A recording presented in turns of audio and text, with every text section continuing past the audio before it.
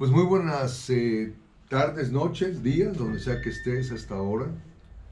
Te damos la bienvenida a nuestro siguiente estudio el día de hoy, que es acerca de la llegada del reino de Dios. Y pues qué bueno que nos acompañas. Aquí estamos Arturo, tu servidor. Israel. Y pues te invitamos a que abras tu Biblia. Le pedimos al Dios de la sabiduría, al único, potente, eterno, aquel que nos da claridad y entendimiento, que hoy te dé entendimiento a ti, a nosotros. Amén. Y pues que sea un estudio especial que tenga impacto en tu vida. Vamos a comenzar en la primera escritura que quiero que leamos, está en el Antiguo Testamento, y el estudio lo vamos a ver en tres secciones. Primeramente vamos a ver las predicciones acerca del reino de Dios en el Antiguo Testamento, luego las predicciones del reino en el Nuevo Testamento, y finalmente el cumplimiento de estas predicciones tanto del Antiguo y el Nuevo Testamento, en lo que es el reino de Dios. Vas a ver una continuidad que corre desde el Antiguo a través del Nuevo, y aquí hacemos dos preguntas fundamentales. ¿Qué es el reino de Dios y cuándo llegó? Entonces vamos a empezar en Isaías, el capítulo 2, del versículo 1 al 4, lo voy a leer yo. Y aquí básicamente vemos, estamos hablando del año 1000 antes de Cristo, donde era la cima de la gloria de Israel, que fue bajo el reinado de David, el rey de Israel. Y es una predicción de lo que vendría en un futuro. Vamos a leerla, Isaías 2, del 1 al 4. Esto es, Isaías escribe como 750 años antes de Cristo. Este es el mensaje que Dios le dio a Isaías, hijo de Amós, para el reino de Judá y la ciudad de Jerusalén. En el futuro, el monte donde se encuentra el templo de nuestro Dios será el monte más importante. Allí vendrán muchos pueblos y gente de muchas naciones, y unos a otros se dirán: subamos al monte de Sión, al templo del Dios de Israel, para que Él mismo nos enseñe y obedezcamos sus mandamientos. Dios mismo será nuestro maestro desde el monte de Sión, desde la ciudad de Jerusalén. Dios mismo dictará sentencia contra las naciones y pueblos lejanos, y ellos convertirán sus espadas en herramientas de trabajo, y nunca más nación alguna volverá a pelear contra otra, ni se entrenará para la guerra. Y aquí queremos enfatizar que está hablando Isaías, te lo repito, con 750 años hacia el futuro. Está diciendo en los últimos días. Los días postreros se refiere a los últimos días de lo que era el reinado de Israel, diríamos del reinado físico de Israel, porque acuérdate que cuando Jesucristo viene, el reino de Jesucristo es un reinado espiritual, y pasamos de un Israel físico, de raza física, de milicia o militantes físicos con espadas, a un reinado espiritual. Entonces aquí es donde quiero que vayas entendiendo la diferencia. Y los montes significan reinos. El monte del Señor es el más importante. Y dice que todas las naciones vendrían a Él, fluirían al monte de Dios. Obviamente se refiere a las naciones, la nación judía y las naciones no judías. Ambas naciones se unirían dentro de lo que sería el reino de Jesucristo, el Mesías. Jerusalén sería el punto de expansión, de ahí brotaría la verdad de Dios. Vamos ahora, Daniel, vamos a pedirle a Israel que nos lea, por favor. Israel nos va a leer Daniel, el capítulo 2, del 31 al 45. Y aquí estamos hablando 550 años antes de Cristo. Daniel 2, del 31 al 45, por favor. Daniel 2, del 31 al 45. Su majestad soñaba que veía una estatua muy grande y fea, la cual le causaba mucho miedo. La cabeza de la estatua era de oro puro, el pecho y los brazos eran de plata, el vientre y los muslos eran de cobre, y las piedras eran de hierro, pero los pies eran de una mezcla de hierro y barro. Mientras su majestad contemplaba la estatua, una piedra que nadie arrojó vino rodando, golpeó a la estatua en los pies y la estatua se vino abajo. Todos los metales de la estatua se hicieron polvo. Y enseguida vino un viento muy fuerte y se llevó todo eso como si fuera paja. Nunca volvió a encontrarse nada de la estatua. Sin embargo, la piedra que golpeó a la estatua llegó a ser una gran montaña. Era tan grande que llenaba toda la tierra. Este sueño quiere decir que su majestad es el rey más poderoso de todos los reyes. Su majestad es la cabeza de oro, pues el Dios del cielo lo ha hecho rey y le ha dado mucho poder y mucha honra. También le ha dado poder sobre toda la gente que vive en la tierra y sobre todos los animales que hay en la tierra y en el cielo. Después de su majestad habrá otro rey, menos importante que usted. Luego vendrá un tercer rey, representado por el cobre, que dominará toda la tierra. Por último vendrá otro rey, que tendrá la fuerza de hierro. Este rey vencerá a los otros reyes, así como el hierro vence a otros metales. Su majestad vio en su sueño que los pies de la estatua eran de hierro y de barro. Eso quiere decir que el último reino está dividido. Será fuerte como el hierro, pero también será débil como el barro. La mezcla de hierro y barro en sus pies quiere decir que este reino tratará de mantenerse unido. Para eso habrá matrimonios entre las familias de diferentes reinos. Pero así como no es posible unir el hierro con el barro, tampoco será posible que ese reino se mantenga unido. Sin embargo, en esos días el Dios del cielo enviará a un rey que reinará para siempre y al que nadie podrá vencer. Al contrario, será él quien destruirá a los otros reinos. Eso es lo que significa la piedra que nadie arrojó y que destruyó la estatua. Su majestad, esto es lo que el gran Dios quiere que usted sepa acerca del futuro. Tanto el sueño como su significado son verdad, y todo pasará como se le ha dicho. Tremendísimo este texto. El rey de Babilonia era Nabucodonosor. Tuvo un sueño, le pregunta a sus sabios de su gabinete, interpreten el sueño. Nadie podía. ¿Quién va a interpretar mi sueño? Mandan a llamar a este hebreo, a Daniel, y Daniel le interpreta el sueño. Y aquí entonces vemos 4 reinos. El reino de Babilonia es la parte de oro de la cabeza de la estatua que Nabucodonosor vio en su sueño. El reino medo-persa es la parte de plata. El reino griego, que vino 323 años antes de Cristo con Alejandro el Grande, es el de bronce. Y el reino de Roma es el de hierro con barro. La piedra que vio que descendía del cielo y que rompía la estatua y la colapsaba, es precisamente el Hijo de Dios, Jesucristo.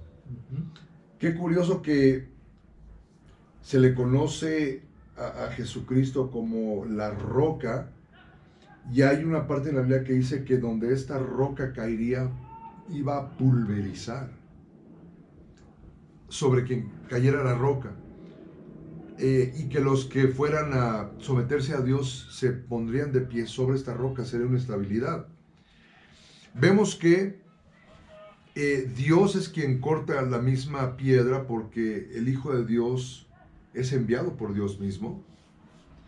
La roca se convierte en una gran montaña que llena toda la tierra, y pues dice en el versículo 44 que este sería un reino que jamás sería destruido. ¿Algún comentario aquí de este texto, Isra? ¿Cómo lo ves, esta predicción 550 años antes que naciera el Mesías? Pues ese sueño que tiene es un gran mensaje para nosotros, ¿no? Porque habla de Jesús y David, que en ese entonces se llama Belsasar, ¿no? Le llamaban su nombre de babilónico, ¿verdad? ¿De Daniel? De Daniel.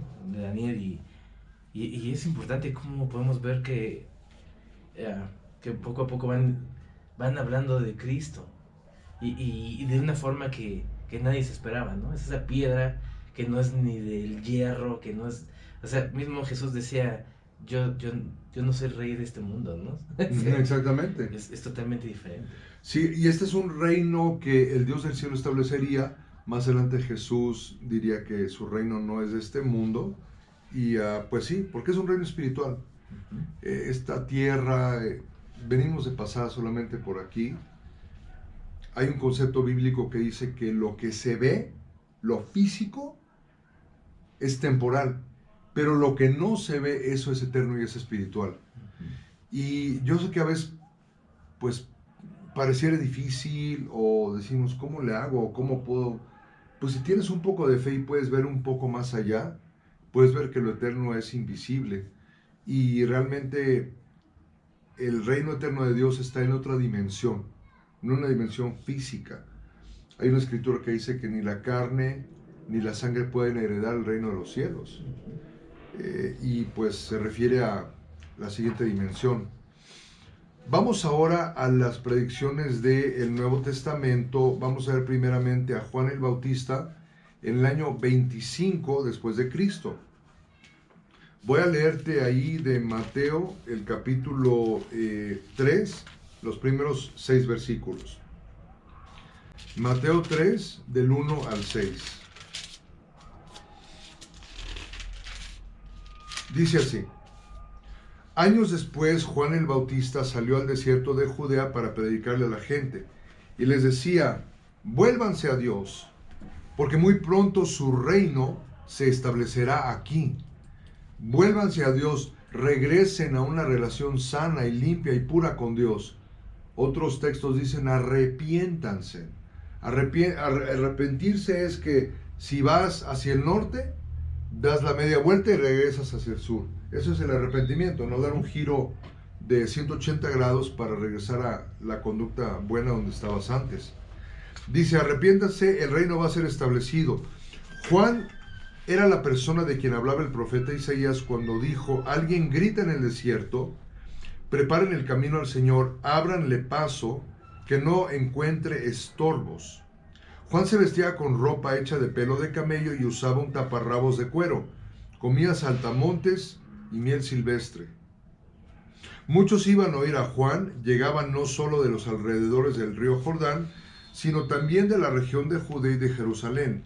Confesaban sus pecados y él los bautizaba en el río.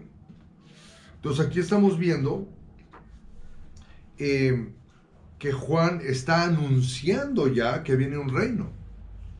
¿Y qué tal la dieta que tenía? Langostinos y miel. Nada de azúcar. Nada.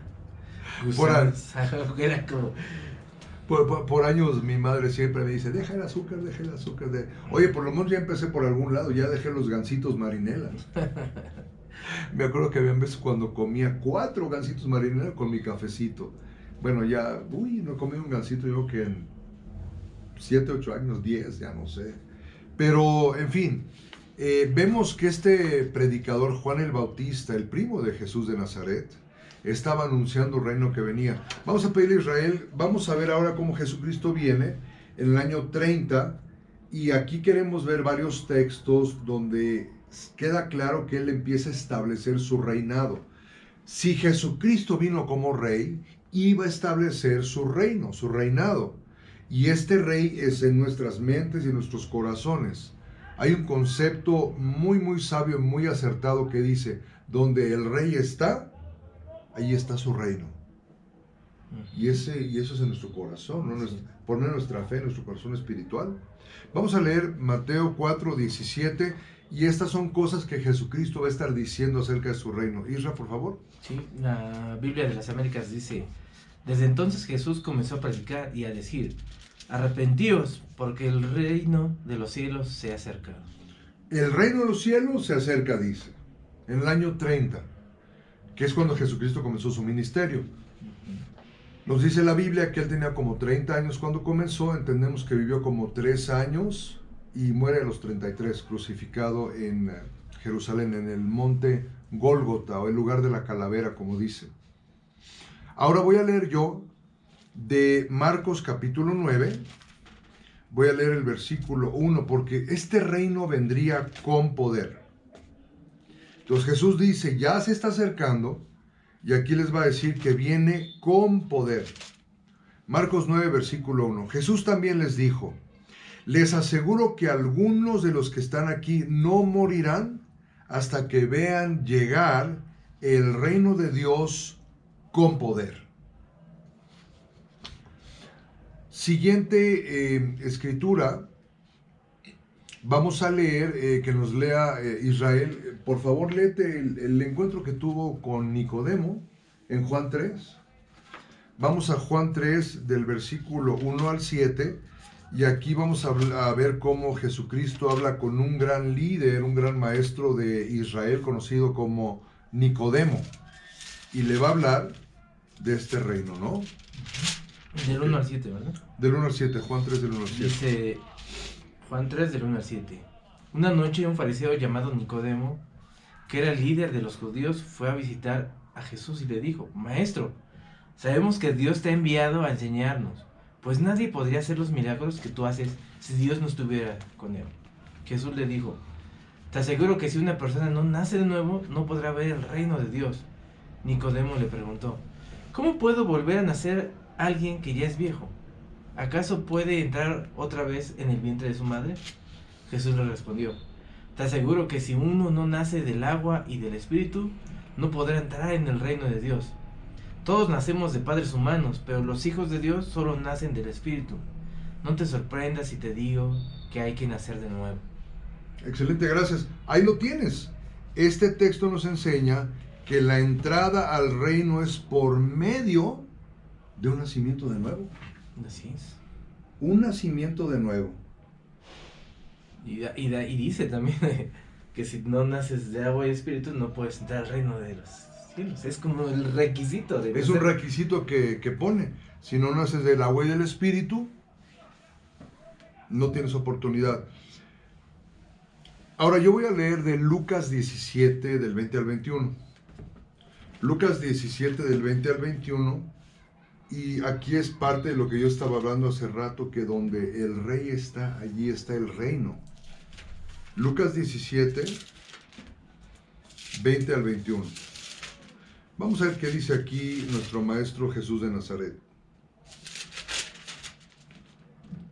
Algunos fariseos, que era una rama muy estricta de los judíos de aquellos días, eran como los legalistas y todo. Tiene que ser así, aquí dice, aquí dice, aquí dice. ¿No? Los fariseos, muy ultra exigentes, ¿no? Diríamos. Algunos fariseos le preguntaron a Jesús, ¿cuándo comenzará Dios a reinar aquí? Jesús les respondió, el reino de Dios no es algo que pueda verse. Tampoco se puede decir, aquí está o allá está, porque el reino de ustedes está, porque el reino de Dios está en ustedes, dentro de ustedes. Tremendo, esto es algo interno, Israel. Exactamente. Es algo espiritual. Y dice que el reino está dentro de ti. No importa tu antecedente social, de dónde vienes, tu estatus social. No importa si vienes de una familia acomodada o de una familia pobre. No importa las tragedias del pasado, no importan los sufrimientos del pasado. El reino de Dios es algo que se desarrolla en ti. Y es algo espiritual y está abierto para todos. ¿No? ¿Qué piensas de eso? Sí, me gusta la versión que dice, les dirán, mírenlo allá, mírenlo acá. Dice, no vayan, no lo sigan. No vayan. No lo sigan. ¿No? Porque está diciendo, ese reino ya empezó. O sea, él era el rey y no se habían dado cuenta. El rey estaba ahí entre ellos y dice, y hay una escritura que a mí me ha llenado por años de años, es una de mis favoritas, donde Jesucristo dijo, si ustedes me aman, guardarán mi palabra, harán lo que yo digo. Y dice, y mi Padre y yo vendremos y haremos morada en ti. haremos nuestro hogar en ti. Eso está tremendísimo. Lo que es que el eterno Dios venga y haga morada en ti, como que hay que creerlo más, ¿no? El reino de Dios está entre ustedes. Wow. O sea, ellos están preguntando, ¿cuándo van a quedar establecidos? Y él dice, el reino de Dios está entre ustedes. No lo practican, no lo pueden ver, ¿no? Tremendísimo. Sigamos adelante porque Jesucristo le va a decir a Pedro apóstol que él tiene las llaves del reino. Vámonos a Mateo 16, vamos a pedirle a Isra que nos lo lea por favor. Mateo 16, del 13 al 19. A ver qué dijo Jesucristo, porque estaba ahí con sus discípulos y les pregunta, oigan, ustedes ya llevan varios años conmigo, meses, años, ¿qué dice la gente de mí? ¿Quién soy? Le pregunta a los discípulos, ¿no? Vamos a ver qué sucede aquí. Mateo 16, del 13 al 19. Dice, cuando llegó a la región de Cesarea de Filipo, Jesús preguntó a sus discípulos, ¿quién dice la gente que es el Hijo del Hombre? Le respondieron, unos dicen que es Juan el Bautista, otros que Elías, y otros que Jeremías, o uno de los profetas. ¿Y ustedes quién dicen que soy yo? Tú eres el Cristo, el Hijo del Dios viviente, afirmó Simón Pedro. Dichoso tú, Simón, hijo de Jonás, le dijo Jesús, porque eso no te lo reveló ningún mortal, sino mi Padre, que está en el cielo. Yo te digo que tú eres Pedro, y sobre esta piedra edificaré mi iglesia, y las puertas del reino de la muerte no prevalecerán contra ella. Te daré las llaves del reino de los cielos. Todo lo que ates en la tierra quedará atado en el cielo, y todo lo que desates en la tierra quedará desatado en el cielo. Tremendísimo, gracias Israel. Aquí quiero que captes lo que sucedió y que Pedro tiene las llaves. Y con unas llaves abres. Tienes autoridad de esa puerta y lo que hay, ¿no? A través de esa puerta, lo que está por detrás. Pedro tiene las llaves. La iglesia y el reino son lo mismo y serían edificados o construidos sobre la verdad que Jesús es el Cristo. Hay un texto en 1 Corintios 3:11 donde Pablo el apóstol dice, porque nadie puede poner otro fundamento que el que ya ha sido puesto, Jesucristo. Entonces, no le dijo Jesucristo a Pedro que él era la piedra, que él era el fundamento sobre el cual sería construida la iglesia, sino que cuando Pedro dice, la gente dice que tú eres el Cristo, el Hijo del Dios vivo, ese es el fundamento, Israel. El fundamento es que Jesucristo es la plancha fundamental, y sobre de él se construye la iglesia. Pedro era un tabique, Mateo era un tabique, Bartolomé, estoy hablando de los apóstoles, Andrés, Juan, Tadeo, todos ellos eran fundamentos y sobre eso se sigue construyendo la iglesia. Tú y yo somos una piedra, un tabique de esta iglesia, de este templo, y ahí vamos construyendo nosotros. Estás todo estudioso hoy. Ira está estudioso y aquí en el estudio está bien. Entonces, quiero que captes que Pedro tiene las llaves, Jesucristo es el fundamento, y sobre la verdad que Él es el Hijo de Dios, iba a ser construida y sigue siendo construida su iglesia. Así es. Vamos ahora a Lucas 23, ya que Isra está aquí metido en es que aquí tiene su Biblia, tiene varias versiones aquí y está haciendo varias comparaciones. Que te lo recomiendo muchísimo, lo que sea que te llene, tu entendimiento, que puedas aclarar esto, aquello, qué significa esto, escarba, busca, y que te traiga, que te traiga esta satisfacción intelectual, espiritual, emocional, porque es lo que la Biblia es. Y esto es acerca del reino eterno de la iglesia de Cristo Jesús. Vamos aquí a ver que había un judío muy comprometido con el Dios de Israel, con las escrituras, con la vida de la comunidad judía. Y vamos a ver qué dice aquí en Lucas 23, del 50 al 51. Del 50 al 51. Lucas 23, del 50 al 51. Dice, Ajá. había un hombre bueno y justo llamado José, miembro del consejo, que no había estado de acuerdo con la decisión ni con la conducta de ellos. Era natural de un pueblo de Judea llamado Arimatea y esperaba el reino de Dios. Fíjate lo que dice aquí. Este hombre, líder del consejo de los judíos, dice que no estaba de acuerdo en lo que habían hecho con Jesús porque lo habían juzgado injustamente.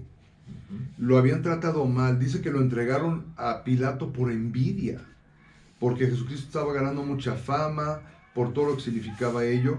Dice, José de Arimatea no estaba de acuerdo con lo que habían hecho en el juicio injusto con Jesucristo.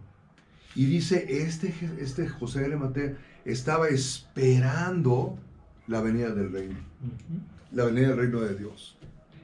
Muy bien. Y finalmente, en lo que involucra a Jesucristo, aquí en esta sección de lo que son las predicciones en el Nuevo Testamento, yo voy a leer Lucas 24 del 44 al 49. Lucas 24 del 44 al 49. Aquí Jesús está hablando con los 11 apóstoles, ya no los 12, porque Judas ya había muerto, se había suicidado. Dice que se colgó de un árbol y se rompió o la rama o la cuerda. No sé si la Biblia dice si fue la rama o la cuerda, pero se rompió el árbol donde estaba y dice que cayó y al caer dice que se le reventaron los intestinos, ¿no? Con Judas Iscariote, el que lo traicionó por 30 monedas de plata. Entonces está aquí Jesús con los 11 apóstoles. Estamos en Lucas 24, empiezo en el 44, voy a leer hasta el 49. Después les dijo, recuerden lo que les dije cuando estaba con ustedes. Tenía que cumplirse todo lo que dicen las Escrituras acerca de mí. Entonces les explicó las Escrituras con palabras fáciles para que pudieran entenderlas. Las Escrituras dicen que el Mesías tenía que morir y resucitar después de 3 días. También dice que en todas las naciones se hablará de mí para que todos vuelvan a Dios, para que se arrepientan y regresen a Dios y los perdone. Ustedes deben hablar en Jerusalén de todo esto que han visto. Ahora quédense en la ciudad de Jerusalén, porque muy pronto les enviaré a quien mi Padre prometió. No se vayan a ningún otro lado hasta que reciban el poder que Dios les enviará. Estas fueron las instrucciones para los apóstoles. Y está indicando aquí Jesucristo que el arrepentimiento y el perdón de los pecados serían predicados primero en Jerusalén y después a todas las naciones. Muy bien, ¿algo que quieras decir de todo lo que hemos estado viendo? Pues está muy interesante cómo lo vamos poniendo todo junto, ¿no? Por lo que vamos siguiendo de las Escrituras. Pues nada más puntualizar de que es una buena noticia, ¿no? Que va, poco a poco se va, desde el Antiguo Testamento se están dando esa noticia que venía, que estuvo y que está, ¿no? O sea, eso es lo importante. Sí, fue predicado, fue dicho que vendría del Antiguo, se empieza a ver en el Nuevo Testamento y el de hoy aquí sigue. Y aquí seguimos con esta construcción de este gran reino. Muy bien. El tercer punto de este estudio es ahora, vamos a ver el cumplimiento de las predicciones tanto del Antiguo como del Nuevo Testamento. Y aquí vamos a leer Hechos el capítulo 1 y el capítulo 2, que fue en el año 33 después de Cristo. Muy bien.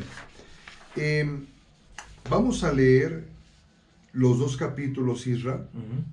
Vamos a leer, si quieres... Pues ahora sí, ¿qué quieres? ¿El 1 o el 2? Escoge. El que tú escojas, yo... Me gusta más el 2. El 2, sí, ok. Me encanta el 2. Como él escogió el 2, yo voy a leer el 1. Entonces a mí me toca el 1 y él va a leer el 2. Y quiero que... Haz de cuenta que vamos... Tú, ustedes, nosotros... Haz de cuenta que regresamos hace 2000 años a Jerusalén. Estamos en el templo. Estamos en la ciudad de Jerusalén y vamos a observar lo que sucedió en aquellos días a través de esta lectura de Hechos 1 y Hechos 2. Y voy a ir recalcando los cumplimientos del Antiguo Testamento con los del Nuevo, para que vayas viendo cómo se cumplió. Y que, por cierto, si tú quieres el estudio, te los podemos enviar a través de WhatsApp, correo electrónico, te los damos personalmente nosotros o en la iglesia, pero este es el estudio. Yo no sé si ahí está bien, ahí lo pueden ver, ¿verdad? Me imagino. Este es el estudio número 4, que es la llegada del reino de Dios. Tenemos toda una serie de estudios, son como 15 estudios. Y son fundamentos, aquí le ponemos, que son principios básicos, principios fundamentales para la vida de un discípulo. Y vamos ahora a leer Hechos 1, empiezo yo, y luego Israel va a leer Hechos el capítulo 2. Dice así la palabra. Muy distinguido amigo Teófilo, está escribiendo Lucas el doctor, autor del Evangelio de Lucas y autor del libro de los Hechos. Hechos de los Apóstoles, aunque muchos han dicho Hechos del Espíritu Santo con los Apóstoles. Muy distinguido amigo Teófilo, en mi primer libro te escribí acerca de todo lo que Jesús hizo y enseñó desde el principio hasta el día en el que subió al cielo. Jesús murió en una cruz, pero resucitó y luego se apareció a los apóstoles que había elegido. Durante 40 días les demostró que realmente estaba vivo y siguió hablándoles del reino de Dios. Un día en que estaban todos juntos, Jesús, con poder del Espíritu Santo, les ordenó: no salgan de Jerusalén, esperen aquí hasta que Dios mi Padre cumpla su promesa de la cual yo les hablé. Juan bautizaba con agua, pero dentro de poco tiempo Dios los bautizará con el Espíritu Santo. Cierto día en que estaban reunidos los apóstoles, le preguntaron a Jesús: Señor, ¿no crees que este es un buen momento para que les des a los israelitas su propio rey? Jesús les respondió: solo Dios decide cuándo llevar a cabo lo que piensa hacer, pero quiero que sepan que el Espíritu Santo vendrá sobre ustedes y que recibirán poder para hablar de mí en Jerusalén, en todo el territorio de Judea y de Samaria y también en los lugares más lejanos del mundo. Después de esto, los apóstoles vieron cómo Jesús era llevado hacia el cielo, hasta que una nube lo cubrió y ya no volvieron a verlo. Mientras tanto, 2 hombres se aparecieron junto a los apóstoles. Estaban vestidos con ropas muy blancas, pero los apóstoles no los vieron porque estaban mirando al cielo. Entonces aquellos 2 les dijeron: hombres de Galilea, ¿qué hacen ahí, mirando al cielo? Acaban de ver que Jesús fue llevado al cielo, pero así como se ha ido, un día volverá. Los apóstoles que vieron a Jesús subir al cielo eran Pedro, Juan, Santiago, Andrés, Felipe, Tomás, Bartolomé, Mateo, Santiago el hijo de Alfeo, Simón el celote y Judas el hijo de Santiago. Todos ellos se alejaron del monte de los Olivos y caminaron como 1 kilómetro hasta llegar de nuevo a Jerusalén. Cuando llegaron a la casa donde se estaban quedando, subieron a su cuarto. Estos seguidores de Jesús eran un grupo muy unido, siempre oraban juntos.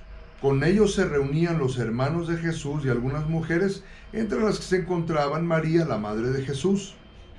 Todos los de este grupo eran como 120 personas. Un día en que todos ellos estaban juntos, Pedro se levantó de pronto y dijo: queridos amigos, todos sabemos que a Jesús lo arrestaron porque Judas llevó a los enemigos de Jesús hasta donde él estaba. Eso ya lo habían anunciado el Espíritu Santo por medio de David, así lo dicen las Escrituras y así sucedió. No hay que olvidar que Judas era uno de los nuestros y que trabajaba con nosotros. Cuando traicionó a Jesús, con el dinero que le dieron, fue y compró un terreno, pero luego cayó de cabeza y se estrelló contra el suelo. Todos en Jerusalén lo supieron y desde entonces ese lugar se conoce como el campo de sangre. Ahora tiene que cumplirse lo que se dice en el libro de los Salmos: que su casa se quede vacía, que nadie viva en ella, que otro haga su trabajo. Por eso, otro tiene que ser el que va a ocupar el lugar de Judas, que junto con nosotros anuncia a todo el mundo que Jesús resucitó. Tiene que ser alguien que desde el principio haya andado con Jesús y con nosotros, alguien que lo haya conocido desde que Juan lo bautizó hasta el día en que subió al cielo. Los candidatos presentados para ocupar el puesto de Judas fueron dos. Uno de ellos se llamaba José Barsabás, más conocido como el Justo, y el otro se llamaba Matías. Luego todos oraron: Señor, tú sabes lo que nosotros pensamos y sentimos.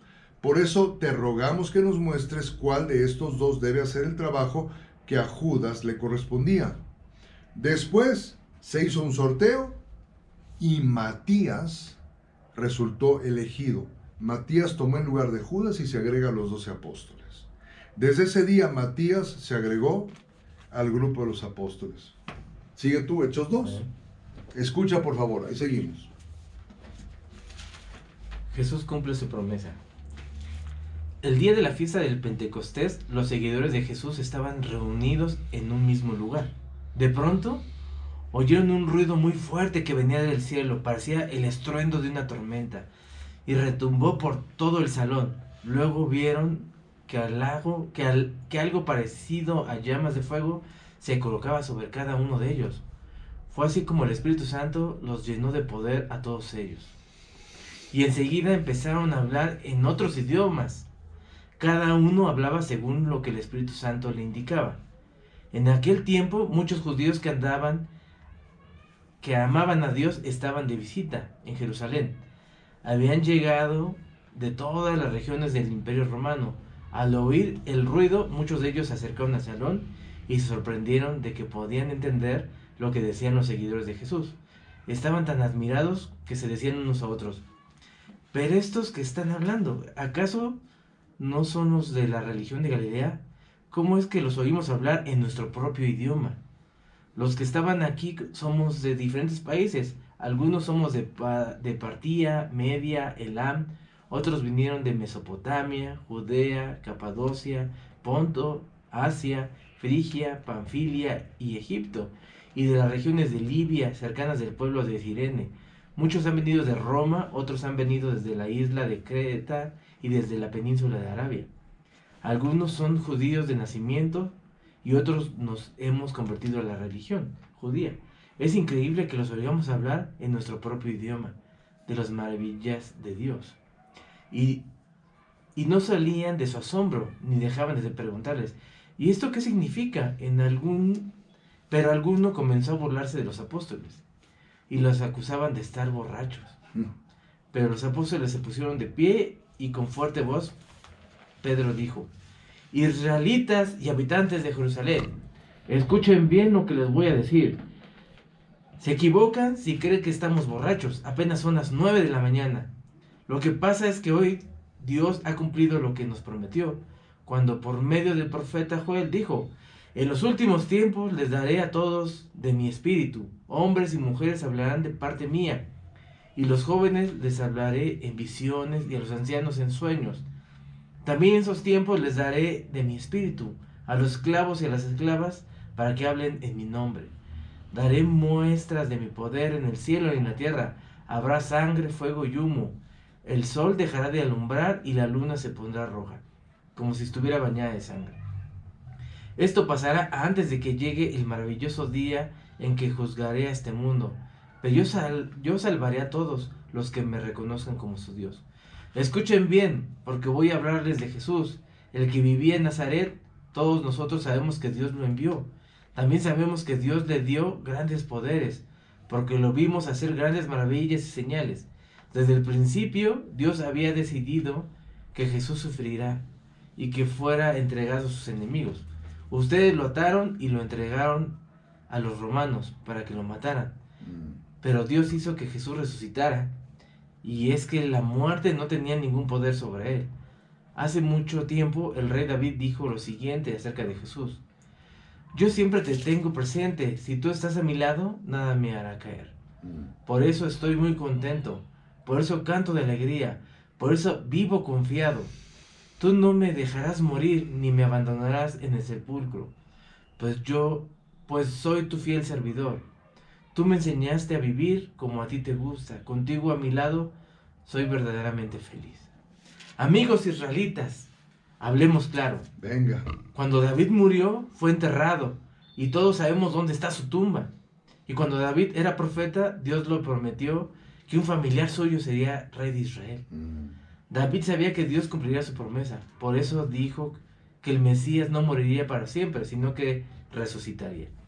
Todos nosotros somos testigos de que Dios resucitó a Jesús y de que luego lo llevó al cielo y lo sentó a su derecha.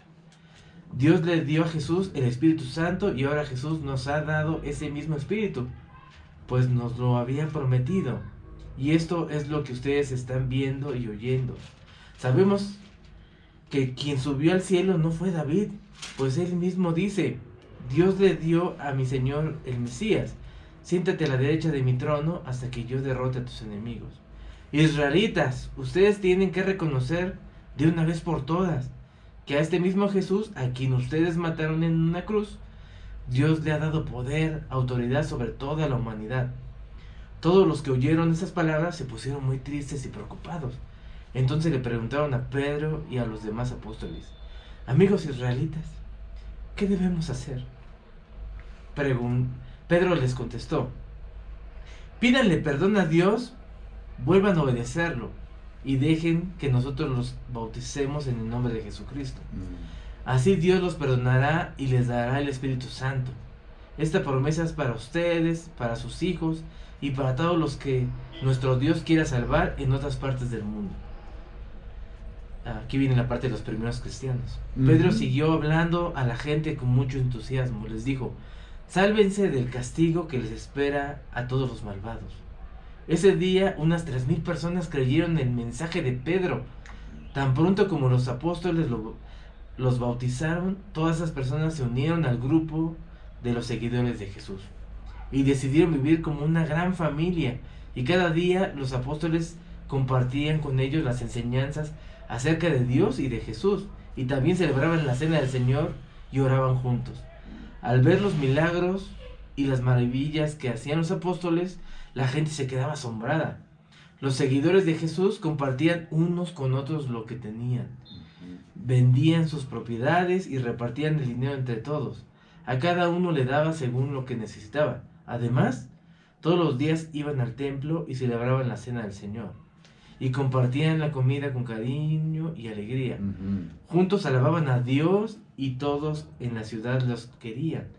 Cada día el Señor hacía que muchos creyeran en Él y se salvaran. De ese modo, el grupo de sus seguidores se iba haciendo cada vez más grande. ¡Uhú! Wow. Tremendo, wow. Vamos a ver cómo van encajando las profecías del Antiguo Testamento con lo que acabamos de leer. Acuérdate que Isaías 2:2 había dicho en los últimos días, y aquí se cumplió en Hechos 2. Todas las naciones, dijo Isaías 2 y Lucas 24, iban a llegar y a fluir, a entrar al monte de Sión, de donde Jerusalén comenzaría todo. Y acabamos de leer que estaban judíos de toda clase de naciones, medos, de Creta, del Imperio Romano, de la península de Arabia, venían de muchas naciones.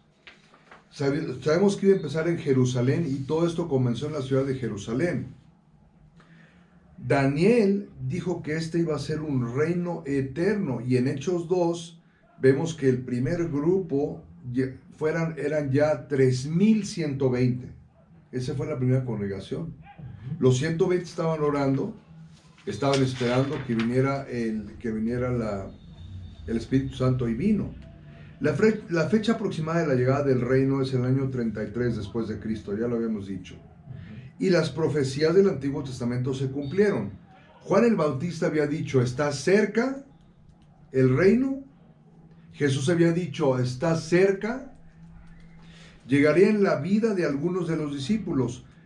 Jesucristo les dijo: algunos de los que están aquí no gustarán de la muerte cuando vean venir el reino de Dios con poder. No todos, porque Judas habría muerto. Judas nunca vio la venida del reino de Jesucristo. Se precipitó, ese traidor, y murió justo antes de que llegara el reino. Qué triste, qué tragedia. Sí. Wow. Vemos que vino con poder, lo acabamos de ver, cómo el Espíritu Santo los bautizó a los que estaban allí en el aposento alto, empezaron a hablar en otros idiomas, que es interesante aquí mencionar que no era nada más hablar, no era eso, sino eran idiomas muy claros, como si tú de repente empiezas a hablar en alemán, y aquí hay una persona alemana y sin que tú jamás hayas aprendido alemán y te empieza a entender las maravillas de Dios en alemán. O yo empiezo de repente a hablar coreano y tengo enfrente a una familia coreana y empiezo a hablar en coreano. Esas son otras lenguas, otros idiomas. Es lo que sucedió aquí. No fue como mucho charlatán que eso es puro emocionalismo. El bla bla bla bla bla bla bla bla bla bla. No fue eso, fueron idiomas claros. Claro, cuando hablaban de varias naciones, o ya como que todo el mundo estaba bien loco y como que una borrachera. Y Pedro dice, no estamos borrachos. Esto es lo que el profeta Joel dijo que sucedería en los últimos días, cuando vendría el reino de Dios con poder. Estamos viendo que es un nacimiento de nuevo, como había dicho Nicodemo, porque ese día Pedro les dice, arrepiéntanse, bautícense. ¿Y cuántos se bautizaron ese día? 3,000, y contando puros hombres. 3,000 y puros hombres. Porque nada más se contaban los hombres, pero seguro fueron muchos más. Muchos más. 3,000 nacieron de nuevo, nacieron del agua y del espíritu. Sí. Nos había dicho Jesús que es un reino que gobernaría por dentro. Y el arrepentimiento es algo que empieza en tu corazón, en tu mente, en tu entendimiento y tu corazón. Y dices, voy a cambiar. Al tú hacer esto, abres la entrada para que el rey entre y gobierne aquí. Es un reino que vive por dentro. La palabra del rey gobierna tu vida y rige tu conducta. Y como ya lo hemos dicho, donde el rey está, ahí está su reino. El rey entra a vivir contigo, y aquí está la escritura que te dije que me gustaba mucho, Juan 14:23, dice Jesucristo, el que me ama obedecerá mi palabra, y mi Padre lo amará, y vendremos a él, y con él nos quedaremos a vivir, haremos morada con él. Tremendo, este es el reino en ti. Pedro tiene las llaves del reino. Pedro predica el primer sermón, abre las puertas del reino a los judíos, que fueron los primeros, y después al resto del mundo. Empiezan en Jerusalén, luego van a Judea, a Samaria y a los confines de la tierra, cumpliéndose lo del Antiguo y del Nuevo Testamento. Y Jesús había dicho que el arrepentimiento y perdón de los pecados comenzaría en Jerusalén, y de ahí sería el resto del mundo. Qué tremendo. ¿Algo que quieras comentar de esto, Isra, antes de que hablemos de la conclusión? Sí, me gusta mucho esa parte, porque cuando se viene el Espíritu Santo y empiezan a hablar en lenguas, dice que había mucha gente, ¿verdad? Y muchas veces dices, ¿qué hacía tanta población ahí, no? Pero se celebraban fiestas. Sí. Y llevaban, creo 7 semanas celebrando. Entonces estaban ahí porque antes del día del Pentecostés ya habían celebrado otras fiestas. Por eso estaban todos ahí, iban pasando y estaban reunidos por esa. Esa es la razón por la que había tanta gente de diferentes idiomas. Y me gusta esa parte, ¿no? Un punto que tal vez es innecesario, pero... No, pues dalo, lo que está en tu corazón. Cuando Judas compra el terreno, sí, y él se cuelga, y sí dice la palabra que sus vísceras salen. O sea, que así, pero hoy en día ese lugar lo utilizan, parte es un cementerio, pero hoy en día hacen conciertos. O sea, es innecesario el dato, pero se usaría para hacer conciertos en Israel. Porque Jerusalén sigue existiendo, ese campo de sangre, Aceldama, donde estalló Judas, sigue ahí. Y fíjate, es un lugar ya tan común y tan corriente, que hasta hacen conciertos ahí. Digo, no sé qué tipo de conciertos serán, pero... Música electrónica. Música electrónica. Y fíjate qué triste. Y bueno, pues sí, es bien importante que entiendas esto, entiende tu Biblia, entiende estos conceptos. Todo lo que aquí te hablamos nosotros es verdadero, verdadero, verdadero. Todo lo que venimos enseñándote es siempre fundamentado en la palabra de Dios. Si algún día escuchas algo que prediquemos que no sea de la palabra, llámanos la atención, corrígenos, porque queremos estar en la verdad. Y queremos que tú sigas estando en la verdad y sigas captándola y vayas y se la enseñes a otros. Y como conclusión decimos en este estudio que la iglesia es el reino de Dios establecido en la tierra en el año 33 después de Cristo, después de que nació Jesucristo. En Hechos 2:42, como ciudadanos del reino y miembros del cuerpo de Cristo, que es la iglesia, debemos tener una devoción continua a la enseñanza, a la confraternidad entre los hermanos y las hermanas, que es el amor que se vive entre nosotros, el partimiento del pan, que es la cena del Señor, donde recordamos que Él murió en la cruz y derramó su sangre para perdonar nuestros pecados, y la oración. Es lo que hacemos. Y acuérdate que en Mateo 6:33 Jesús nos dice, busca primeramente el reino de Dios y su justicia, y todo lo demás vendrá a tu vida como añadidura. Y pues aquí simplemente te decimos, comprométete a estar con los discípulos, por lo menos los domingos, y en alguna reunión durante la semana. Es lo que con esto concluimos, ¿verdad? ¿Algo más que quieras decir, Isra, de esto? Sobre todo, los invitamos a ser parte de este reino, ¿verdad? Amén. Un reino que está entre nosotros y hay que vivirlo, porque a veces lo leemos y eso y las personas piensan que es como cuando lees cualquier otro libro, pero no, esto es algo que llevas a cabo. Y ahorita hablábamos sobre el arrepentimiento, ¿no? Y mucha de la palabra de Dios dice que si uno no se arrepiente no puede estar en el reino de Dios, ¿no? Y muchas cosas. Entonces, si no te reúnes, si no lees tu Biblia, si no te congregas, y congregarse nada más es por venir, sino que es donde todos crecemos espiritualmente. Sí, y me gusta como dice Israel, dice, te invitamos a que seas parte de este reino. Y es un reino de acción. Como tú dices, leemos la palabra, la vemos, pero la ponemos en práctica.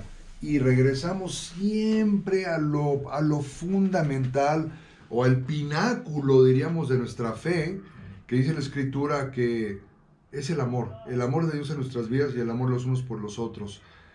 Jesús dijo, por medio de eso conocerán todos que son mis discípulos. Es un reino de amor, un reino de fe, un reino de amor. Amén. Y pues que Dios bendiga su estudio y te bendiga a ti y a todos nosotros. Ayúdanos a expandir este gran reino. Amén. Feliz día. Bendiciones.